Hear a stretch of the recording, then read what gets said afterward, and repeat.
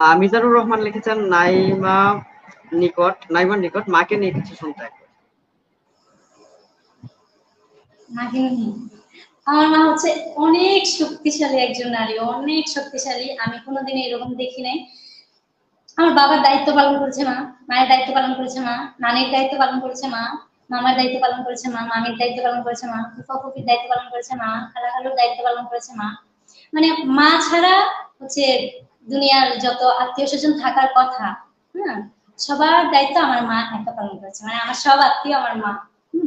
খুব শক্তিশালী, কোনো কিছুতে ক্লান্ত হয় না আমাদেরকে, মানে এমন ভাবে টেক কেয়ার করে, বলতে পারবো না।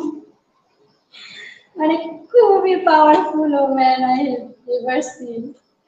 অনেক, কি বলবো, মানে আমার আমার নানি ছিল না, আমার মা সবকিছু করছে। মানে একটা একটা মেয়ে যখন আহ, বাচ্চা জন্ম দিবে, তখন তো মায়ের অবদান খুব খুব দরকার। মানে মা ছাড়া কিভাবে একটা নারী এই জার্নিটা কমপ্লিট করতে পারে। আমি যখন এই কথাটা ভাবি, আমার মা যখন ছোট তখন আমার নানি মারা যায়, তাহলে আমার মা সেই বয়স থেকে এগুলো সাফার করে, সেই বয়স থেকে এগুলো মেনটেন করে, কিভাবে সম্ভব?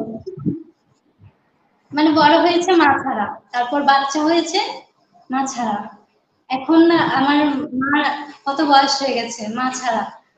প্লাস তার এমন কোনো ইয়েও ছিল না যে গাইডলাইন দিবে, ওরকম কোনো গার্ডিয়ানও ছিল না, তাহলে সে কত ক্ষমতার অধিকারী। আমি ভাবি এগুলো, একজন মানুষ মা ছাড়া ছোট বয়স থেকে এই পর্যন্ত।